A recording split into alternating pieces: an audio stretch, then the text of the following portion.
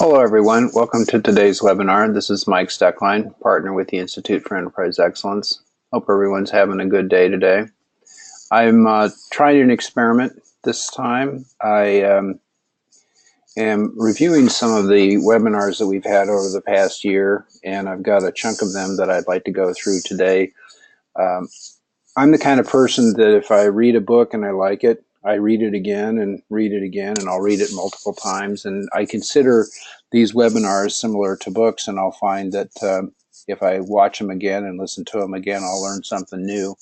And I know that people have the opportunity to share this link with others, and perhaps you've spent some time reviewing webinars and taken some time to do it. So it's a chance just to do some initial or additional reflection on some of the key concepts. So here's how it's going to work. As usual, I'm going to have the phones muted, although I'd like to unmute them after I pause after each of the summaries and see if there's any additional input or reflections from any of the participants today.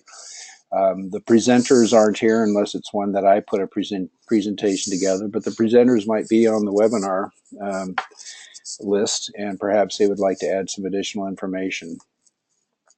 This webinar will be recorded as always, and you'll be able to share it with others and review it yourself. And if you've got some questions as we go, you want to make sure that we get to those, please use the chat function to do that. So we've had a number of webinars last year, and what I want to do is review some of the key concepts from these, beginning backwards. So I'm going to start with the one that was offered in January and then go through December and then November, working backwards in the calendar, and try to get to as many of these as possible today. And we'll see how this experiment goes.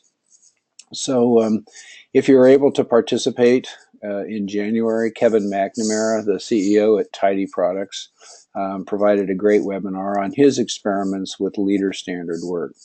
If you want to review that webinar again, you can go to that bit.ly link and get directly the link to the YouTube video and watch it. Excuse me. Kevin also made copies of his slides available, and we can make that link available for others as well. A lot of interest in those links and also in Kevin's webinar. So some of the things that Kevin talked about, he viewed this as an ongoing experiment. He's been exploring this concept of understanding what the leader's role is in lean management, and he saw it as a bridge between the strategic and the operational. He also talked about how at his company they use a lot of visual reminders, what's on the wall. And he said everything you need to know is on the wall. And I saw that in person when I went and visited a couple weeks ago, and it's true. Kevin highlighted some of the key principles that they are learning and applying in their organization. An example of one of those visuals that he talked about was the three parts of their true north, which he described as purpose, values, and principles. And so he saw that what they were doing was a setup to think about what is it that people are doing and the behaviors that leaders need to be exhibiting.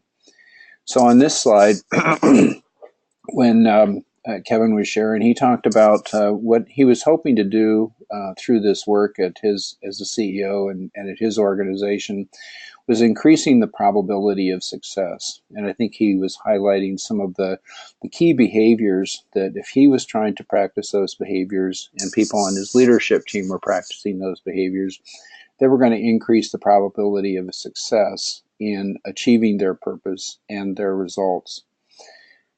And he also talked about some of the tools, and he mentioned some of the tools that he uses in their use of leader standard work. Relative to a lean management system, this was the visual that Kevin and his team have been looking at and putting together, and he shared this with the group. And if you look about 5 ovals over, you see under the lean management system, and underneath it showed leader standard work. That's how Kevin views this. He saw this as a context for guiding and giving direction to the focus about where he spends his time. And again, it's one of those visuals that they have in the organization about sharing with everyone, so that if they ever have any questions about what they need to be doing, they'll find it on the wall. Kevin shared that his initial study and experimentation in this leader standard work was about 2 years old in a deliberate manner.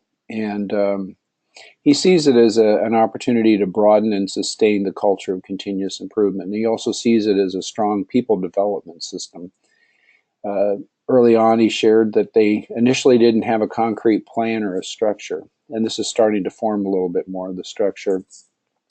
He also sees this as a framework for personal improvement for himself and for leaders. And it's getting to be some pull, and even more pull and curiosity about this versus push. One of the things that Kevin shared was some of the routines that they have, and he shared how they integrate this with leader standard work. This one, he talked about the monthly discipline that they have around the reviews and the catchball process. And they've been adjusting the list of questions that they go through. And it's really intended to be a series of questions to get people to think deeper about what are some of the gaps that they have, what do they need to do to adjust. It's less about being an audit and a gotcha sort of a session, and more about thinking deeper about what they need to be doing. What I really liked about Kevin's presentation was he shared some of the steps along the way and what they learned, and some of the reflections. And he was humble, and he admitted that early on there were some things that needed to be adjusted. Early on, it was narrow focus. He, as the CEO, was the sole practitioner. There was catchball, but it seemed to end with his direct reports. And they needed to have more effective measures. So another thing I liked about Kevin's presentation, and again, I encourage you to re-review it if you haven't already done so, is he included how they adjusted, and they're continuously adjusting. They're always adjusting what they're doing, adjusting their A3s, adjusting their approach. And so what did they do? Based upon their reflection, they've changed their systems, and they are, and he shares some of those adjustments with the people on this slide right here. And then Kevin shared, well, what's some of the current stuff that they're learning? And what they realized was that, as with many organizations, this can become a checkbox exercise, and he wanted to get away from that. And they think that they're making really good progress. As I said before, they're seeing more pull for the efforts to learn more, and they're seeing continued good discipline in cascading this. Kevin also shared, and I think this is a great summary slide for Kevin's presentation, some of the final thoughts. He thinks of this as his personal management system, some of the key principles that he'd been learning about, and integrating those with ideal behaviors. As I mentioned, I was on site a couple weeks ago, and we had additional conversations about this, and I could see it in action. He encouraged anyone that wants to experiment with this to consider experimenting, getting started, and keep reflecting and experimenting. So what I'd like to do, again, I put the URL for the bit.ly link for the video there at the bottom, but what I'm going to do is unmute the phones and around Kevin's topic to see if there was any additional reflections, if people had a chance to view the webinar, their thoughts, or if they've had any chances to experiment on their own. I would be interested in hearing about that. So I've unmuted the phones if anyone has any comments to share on Kevin's presentations on leader standard work. And I'm going to pause.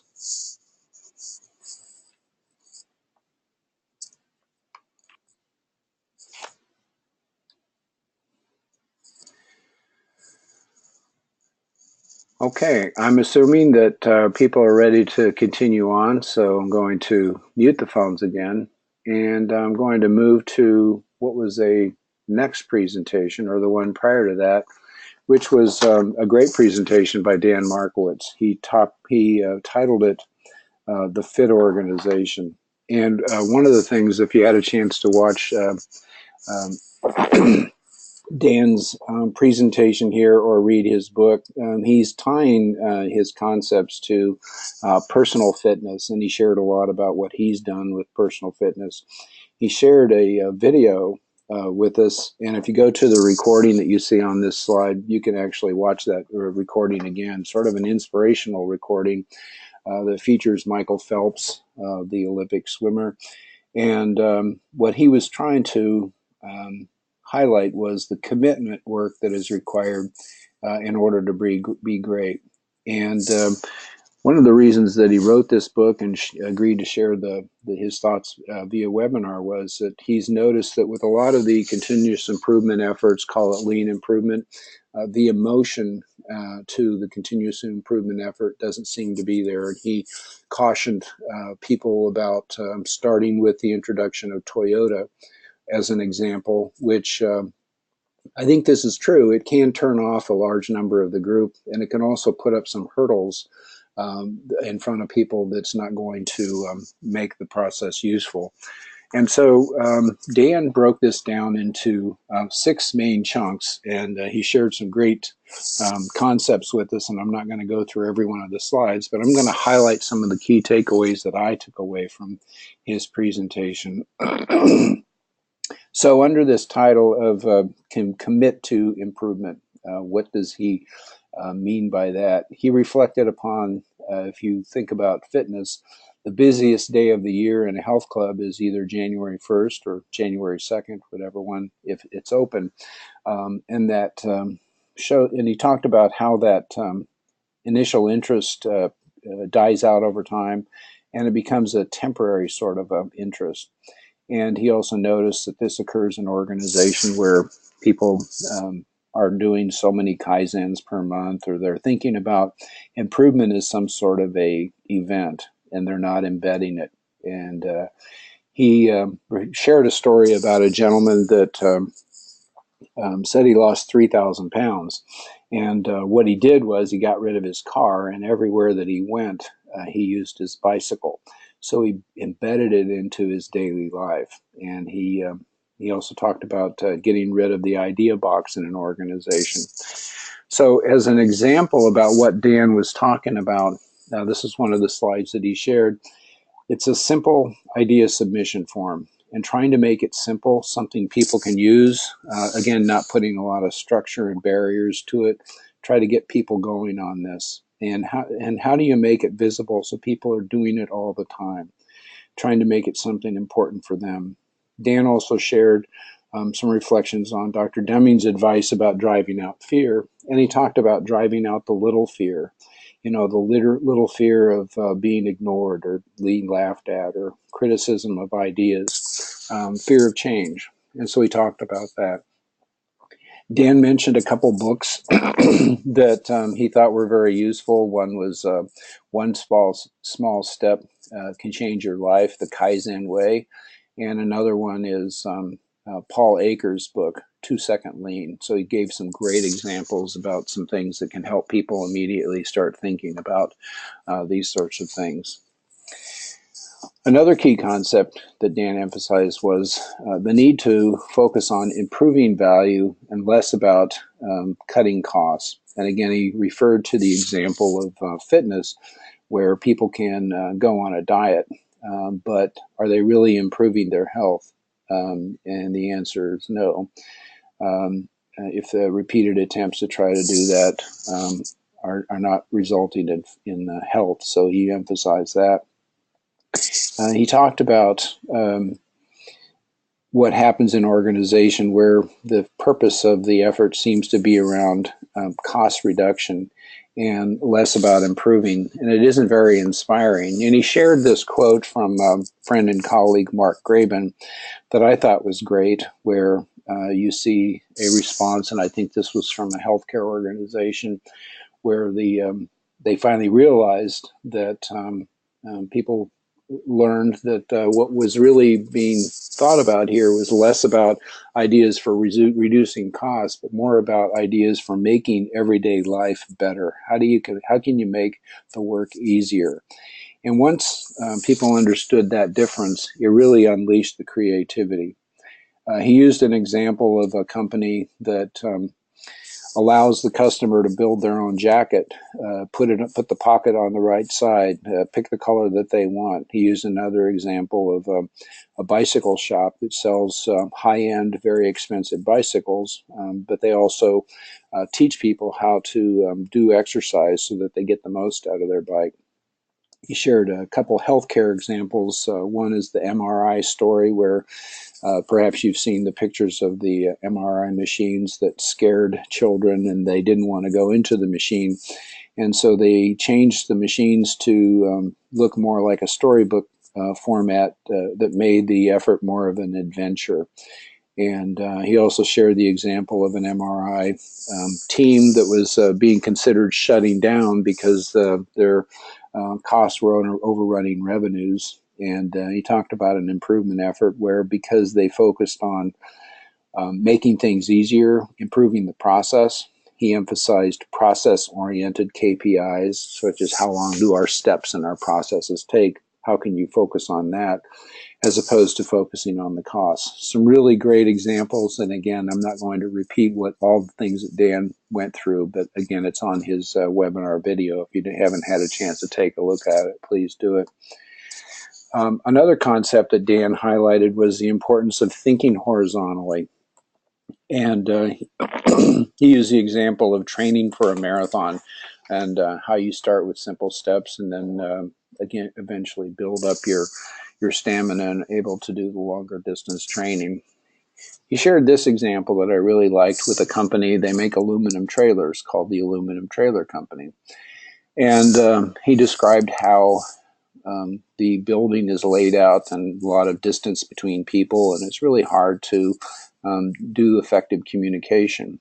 And he realized that until they were going to be able to restructure how they worked, those problems were going to continue to exist. So thinking horizontally, they got everyone in the room that works around certain customer groups. So sales, finance, customer service for a particular product family are all together. And you can see a picture of them here. Now, right there, they're all looking at their computer screens, but they're able to look across at each other and ask questions and communicate and get feedback in real time about things that are actually meeting the needs of the customer. So I thought that was a great example. The fourth concept that Dan highlighted was standard work. He talked about general standard work. He also talked about leader standard work. And he talked about how do you make this real and useful for people. He shared some great examples about common questions that people had. And if you put the answers to those questions available for everyone in terms that made sense to them, that really could become meaningful standard work. He shared a lot of examples about leader standard work, using examples from James Hereford, who now lives in where I live, in just south of the Twin Cities. I live south. James is working at is the CEO of a healthcare organization in the Twin Cities. But the work that James has done in applying this to his standard work and trying to make the routine decisions the kind of things he doesn't have to spend his time on, and really making some of those things embedded into the work.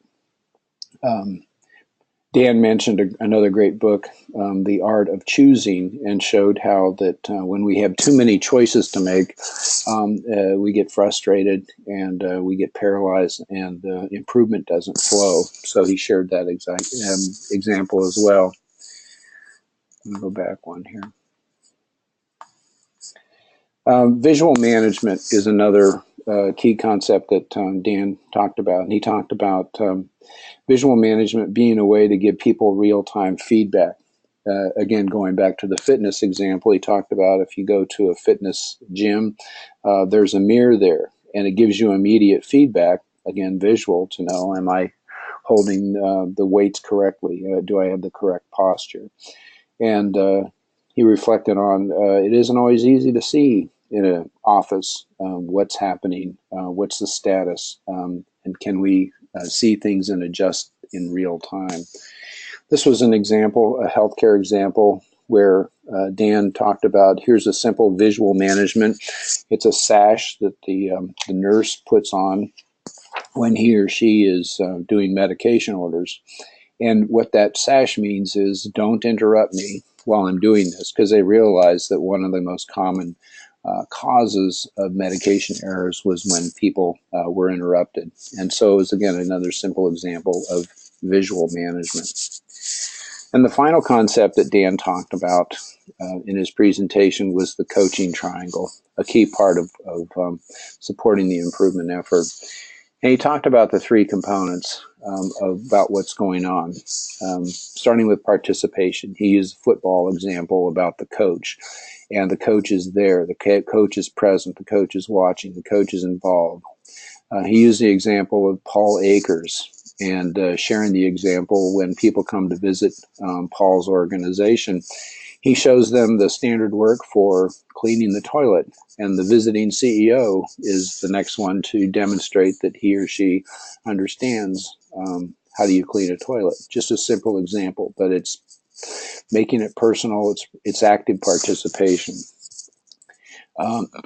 Showing respect, and Dan talked about some of the great advice from Mike Rother on Toyota Kata, and not about giving people the answers, but getting people to think for themselves. People will figure it out if you allow them to use their brain power.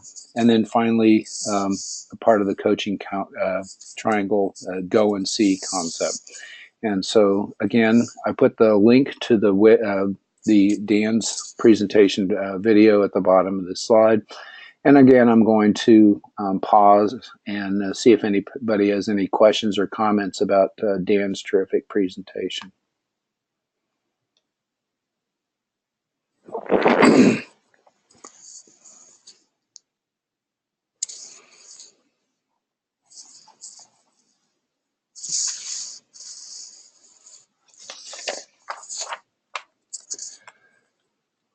Okay, I'm going to go back into mute mode, and we're going to go back in time, and we're going to reflect upon the sharing from the folks at Hennepin County Medical Center, again, another local organization.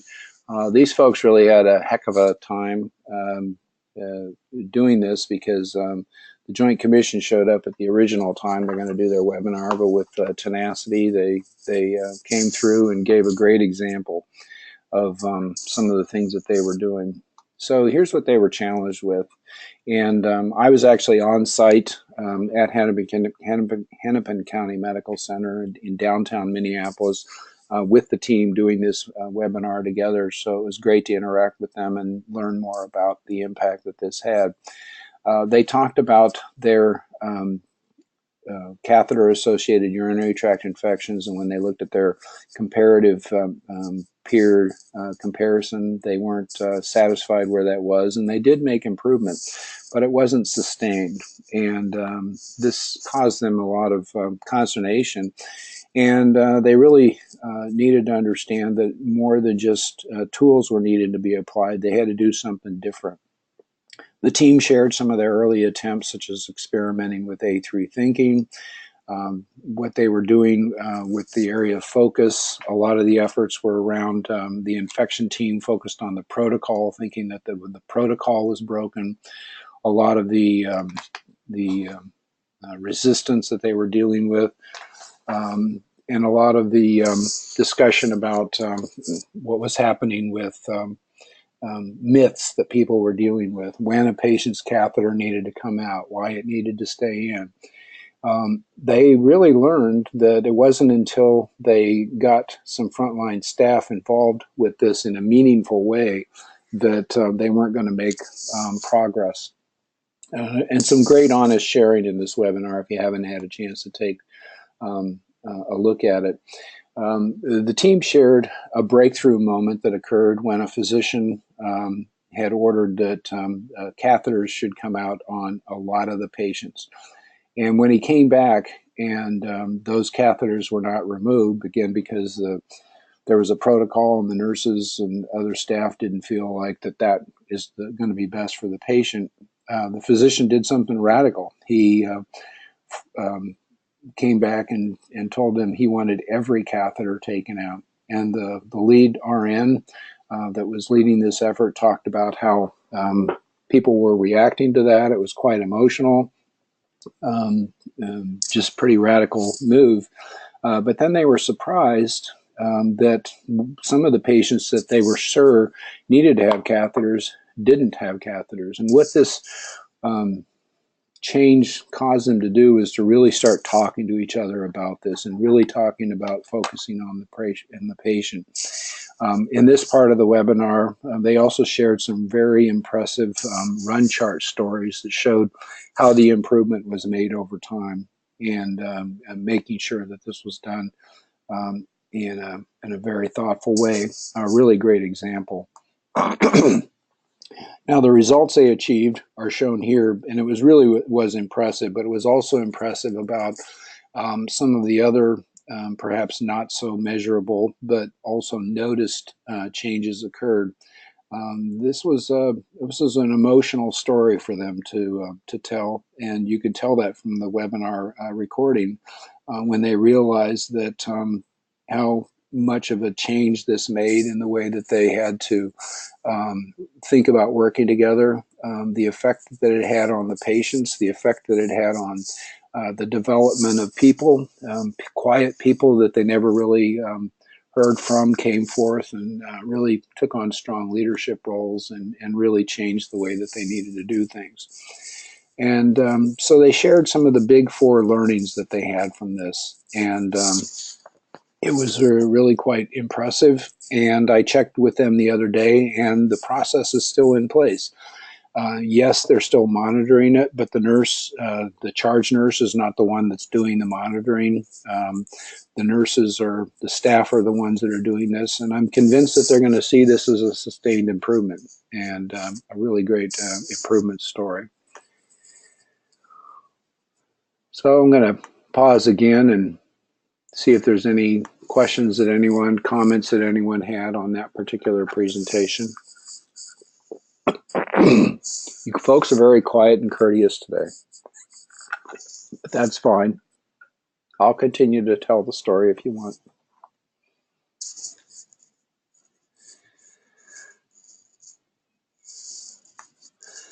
Okay, so the next webinar that we had it was a summary of a white paper that we put together. It's called Side-by-Side Management. This is the link to the video. And some of the key concepts that we talked about in the webinar, we did a retrace of some of the key concepts from some of our other white papers, and rolled in some different concepts.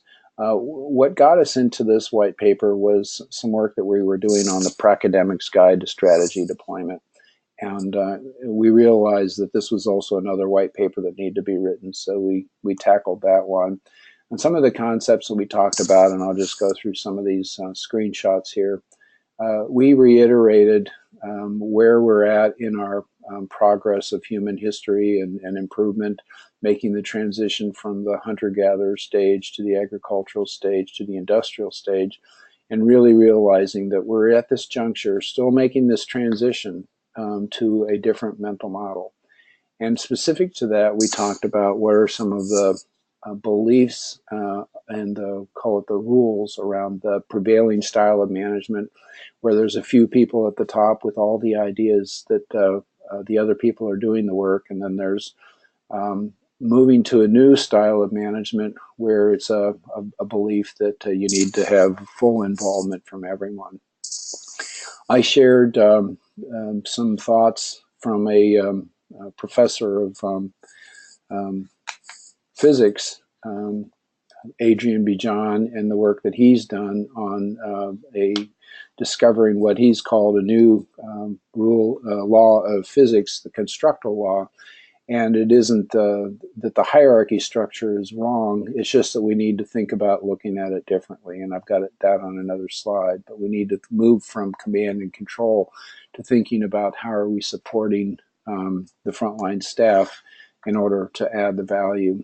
Another concept that we tied into this was knowledge sharing in the organization and using some of the concepts. And this is from a great book, Japanese companies and knowledge sharing, and how knowledge is actually built in an organization and how this moves through an organization. And that's got to be a function of the organizational structure as well. Not always about getting results, but about how you get the results and building knowledge in an organization. Tying onto that, we talked a little bit about Simon Sinek's contribution. Simon Sinek is a great presenter. Perhaps you've seen him on TED Talks and YouTube. He's got a great book called Start With Why. And again, going back to this theme of turning the organizational chart on its side, leaders need to focus on the why, managers focus on the how, and frontline staff looking at the what in order to meet the needs of the customers. So again, building some concepts there from other thought leaders. When we turn the organization chart on its side and look at it this way, we're not proposing, again, that something as simple as this is going to make the change, but it helps people to see new things as far as where they need to be spending their time. And that transitioned into this picture in the lower left-hand side, looking at the primary systems in an organization, one being the strategic planning for the future, another one being operations, managing the day-to-day problems, providing value to the customer, and this band in the middle that we're just describing as standard work here, and thinking about it in an ideal world where people in different roles would be spending their time to meet the needs of the customer. And again, one of the last things we talked about here was when you think about the organization this way and think about what we're calling true north, not just getting the results here, but how you get the results, how that makes a difference in the ideal behaviors that people have at various levels of the organization and what you get. So thinking about here's what we want to see, here's what we need to do, and here's what we're going to get. And those are some of the outcomes from that. So again, here's the URL for this video if you want to go and review that from side-by-side management. I've not yet had people had any questions, so I'm going to plow through, but feel free to use the chat function if you have any questions. Another presentation on leader standard work that a lot of people benefited from, they told me personally, and really thought it was great, is Laura Brown from Memorial Care. And Laura shared two examples of her experiments in leader standard work. One is in the application of her role in the Lean Resource Office. And then she also shared with additional responsibilities she has in materials management and how that made sense to her. And one of the things that you'll notice here, she also talked about, putting things in terms of a hypothesis. If we do this, then this will result. She's also tied together what I just was talking about previously, is this connection between if we do this key behavior indicators, this is what will get key performance indicators. And she reflected with the group as far as when you think about leader standard work, what am I the leader of? Some of her thoughts on that is to know what the work is, what's going on with the work, and also caring about the people that are doing the work. She saw some of the key functions of what a leader is. And so she shared with the group, as she did this experimentation, how she was applying some of the concepts that she was learning. And we had been on site and had done a course on how do you adjust a system using our system build template that some of you may be familiar with. So it was nice to see how she was building on that with her presentation. And she talked about laying the groundwork for leadership standard work and what this was going to mean.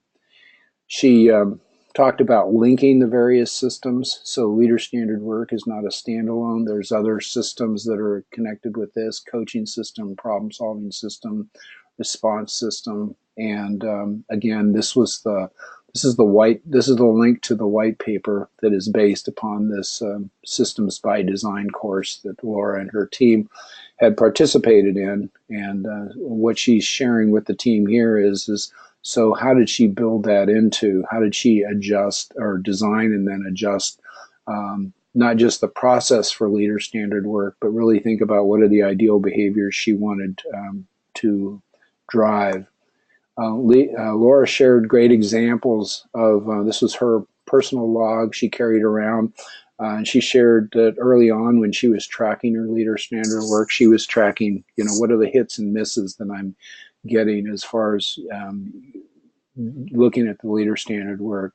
And as she proceeded with this, she added notations, thinking in terms of what are the ideal behaviors that are actually being driven by the leader standard work. As I said, Laura shared two examples of this. So one was with her example of the Lean Resource Office, and the other was examples of applying it with materials management. And Laura shared some great reflections and also some encouragement for other people as they continue to proceed with leader standard work. What are the things they need to do? How can you get started? Don't be afraid to share and learn. And again, the bit.ly link to the video, if you haven't already seen it, take a look at it. I would imagine that Laura is one of the folks we're going to be hearing from in the future as she continues to experiment with her leader standard work. And I'm sure she'll be willing to share some of her current experimentation. So moving back in time, I'm going to share a little bit about what we've been doing with the Pracademic's Guide to Strategy Deployment. It's a white paper we're working on, and I'll have an update on that. But also with this particular webinar included participation from Jeff Hunter. And Jeff, I see that you're on the list of folks participating today, so feel free. I'm going to unmute Jeff's phone when we get to that point if Jeff wants to weigh in and talk about any of the work that he's doing. And Jeff's also currently in the process of completing writing a book. So it'll be great to see some of those concepts that Jeff's going to be sharing in his book. So what we did during this webinar is we retraced some of the topics from part one of the presentation, which is basically an outline of what's going to show up in our white paper. So we talked about all of these concepts here just at a high level and reiterated some of the concepts around the problem is not the hierarchy structure, again, building upon what I was sharing with side-by-side management and where people need to be spending your time. And also talked about moving on to some of the different concepts and reflections. So we talked about PDSA cycle, both big and small PDSA cycles, and then what this tends to look like in an organization as you see annual planning, but also periodic adjustment and study and adjust. You heard about that with Kevin McNamara's presentation.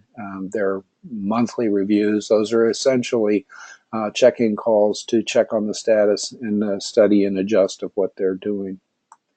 Another of the key concepts that's going to show up in our white paper is the idea of how systems need to evolve. And if we start too structured, too complex to begin with, and don't allow people to experiment and build these over time, it's just going to be overwhelming. And so we will be talking about in our white paper the importance of guiding and allowing the systems to evolve. Another key concept from this webinar was this notion of it's not about the tool. And we described how we've noticed there seems to be at least two camps in the strategy deployment world. One is about using the X matrix tool. One is about using a series of A3s. Another, call it the combined camp, is a combination of these tools. And what we reflected upon here is it's less about which tool you use and more about how does the tool support the system, and also what behaviors is the tool driving, and just being honest about where that is. And another concept we talked about is the the need to really understand that true north is more than just the measures, again, the KPIs over here. It has to be about the purpose, but also the behaviors by which we're getting the results and how we're moving forward. Now, as I said, Jeff Hunter was a presenter for that, and I'm going to unmute Jeff's phone if Jeff wants to give us the latest on things that are going on here with Jeff. So Jeff, you're unmuted if you want to weigh on this as well. I took some notes of some of the key concepts that you talked about, and I'll kick it off. And if you have anything to add or want to say more about where you're at with your book, that would be great. What I took from Jeff's presentation was, as he was reflecting upon this, he saw that strategy in the past was seen as asset acquisition. And now thinking in terms of what happens when we're not making strategic choices in an organization, it tends to lead to overburden. Jeff shared some of the reflections on what is it about healthcare that seems to cause us to be in this particular predicament. And these are some of the causal factors here. What I took away from this is we're no longer in an expanding market, that you can no longer just pass the expenses on to another party, the government or insurance, that real competition has occurred. Professionals have been in the past paid to stay in their silos. And also some of the very concept of strategy was lost in translation. And Jeff did a nice job, in my mind, of explaining the importance of differentiation and what that meant. Jeff has a nice diagram here. It's kind of a PDSA cycle when I thought about this and talking about what would a strategic management system look like, and how do you create a system like this and make this happen. And some other takeaways I got from Jeff's presentation, that strategic planning isn't an event that you do every 3 to 5 years. If that's the case, it's just going to lead to overburden. It needs to be real-time choices that are made. Talking about some of the study and adjust that has been occurring, and the advice that he took away from people such as Matthew May as far as testing assumptions. Jeff, any more to add on your presentation you gave a couple months ago? Well, thanks, Mike. I mean, that was great. It's about getting away from thinking of planning as an event to building the capability to think strategically every day and engage other people in the organization to do it. So you make the choices to reduce overburden, understanding that those choices are hypotheses, so you've got to test those hypotheses and rapidly learn through learning loops. And in those choices you make, consider the fact that we don't have a really good history of producing differentiation. Much of our strategy has been imitation. And so we've got the differentiation comes from process and how we drive process changes that create unique value for customers. And so this system is a way of the organization thinking nimbly and managing its work so that it's trying to create unique value for patients with all the other stuff that's going on, as well as daily improvement. So thanks again, Mike. Sure. Any update on the progress on your book? It is in the editing phase. They told me to keep my hands off it so that they can get it into indexing and actually produce the thing. So it should be out in May. Good. Looking forward to that. That'll be great. Thanks for being participating today. That's super. Thank you. And the last summary presentation that we have from this group of webinars is a presentation by Christian Widener. Provided a great presentation on his view about looking at lean as a system. And some of the things that Christian talked about was breaking this down into helpful mnemonic mindset, management, and methods. And another thing that I thought was great was Christian also gave a really terrific historical perspective about questions such as why do we call it lean, and really tracing it through the evolution from craft production to mass production to lean production. Very similar to the change in mindsets that I reflected on with those S curves moving from agricultural to manufacturing and then to systems view of the organization. And so if you haven't had a chance to take a look at this, Christian does a really nice job explaining some of the history about how this has occurred and why we find ourselves in really needing to better understand about a different mindset of making these improvements. And then speaking of mindset, Christian talked about some of the key components in his mind as far as what it means to have a different mindset. Not just about, for instance, it's not just about fixing problems, but how do you keep those problems from ever happening again? And he talked about you can fix a leaky faucet, but all that does is put it back into its original situation. Improvement would come from creating something different that perhaps you didn't even need that pipe. And so he talked a lot about that. And then after he talked about the different mindsets that are needed, the importance of those different mindsets, Christian talked about what are some of the key components of a lean management system. And one of the takeaways I took from this is this system needs to be designed by the organization. Again, it comes through experimentation. And so you have to really reflect upon what that means and design it. The organization has to design this.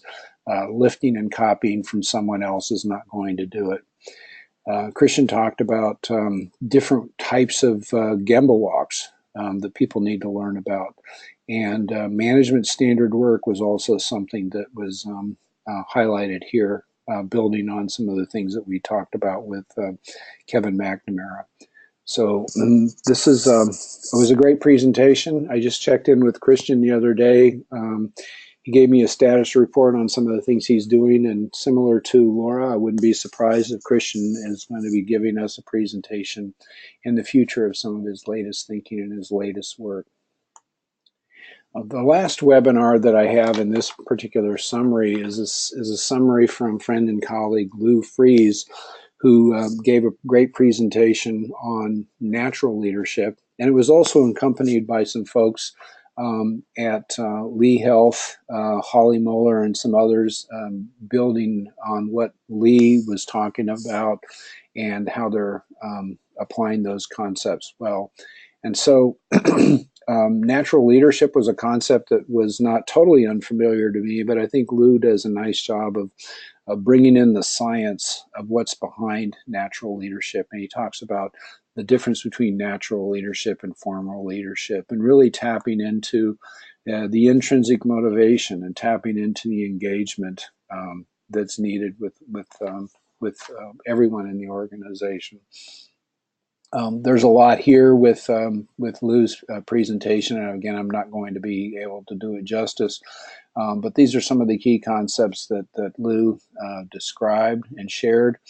He talked about the three intrinsic motivators, and the hazards of depending upon extrinsic motivation, and how attraction works to create pull versus push. He referenced a quote that is centuries old, but when I looked at this, I thought it was true then, and it's still true now as far as what great leaders do and how they learn from people, they plan with people, beginning with what people have, not wishing that they had something else, but really working with the starting point about what you have. In the work that Lou and I were collaborating on, we started to draw a different picture about, he had a number of concepts here. At the core, he talked about 5 habits that natural leaders exhibit, 6 practices that help you to improve what's in the core, and then also some attributes that show up. And of course, again, I'm not going to be able to duplicate everything that Lou did here, but it was some really great advice on what he's talking about as far as natural leadership. And one of the things I learned from Lou is, so what's the benefit? Why would you want to do this? What are some of the key benefits that you would get from learning about and applying and leveraging natural leadership and the intrinsic motivation? And many of those are highlighted here on this slide as well. Lou and the team there also described what are some of the connections between natural leadership and some of the things that we've been talking about at the Institute for Enterprise Excellence. So there was a nice connection between those concepts there. Lou, we did a short video. Lou shared a picture of some ants that were working together, pulling I think it was a fly, and they talked about how those ants, there's no main ant that's leading the effort. The ants know what to do and know how to interact, and they know how to work together. And he talked about how those concepts work, not just in the animal world, but also in the people world, and how we have to understand how emergence occurs in human systems. And so it was a really great presentation. In addition to the video the webinar presentation, I actually had a video camera there that day, and you can actually see Lou and the others at Lee Health talk about this. If you go to these two video links, you can actually see the two videos there. So what's next? Well, the recording from this webinar is going to go onto our webinar page. We've done some restructuring of our website if you haven't taken a look at it, so you'll see where the recordings are going to be placed there.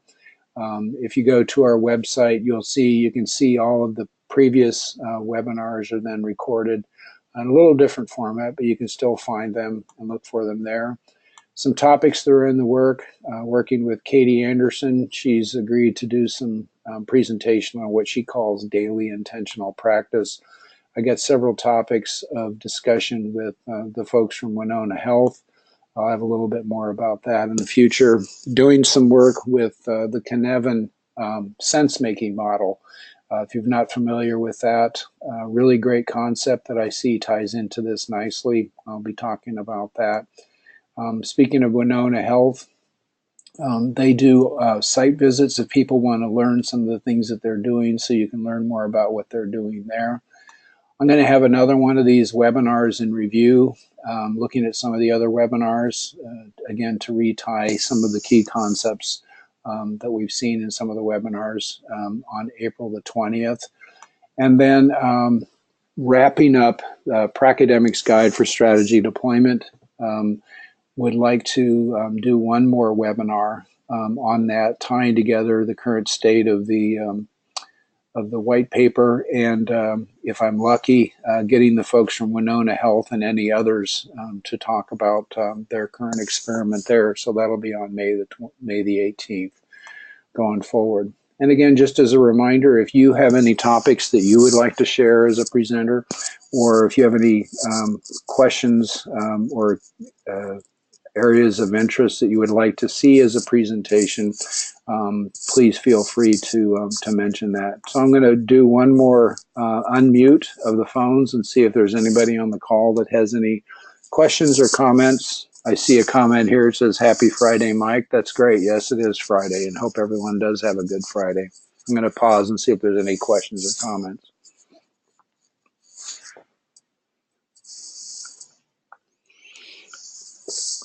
A quiet, courteous group today. Okay.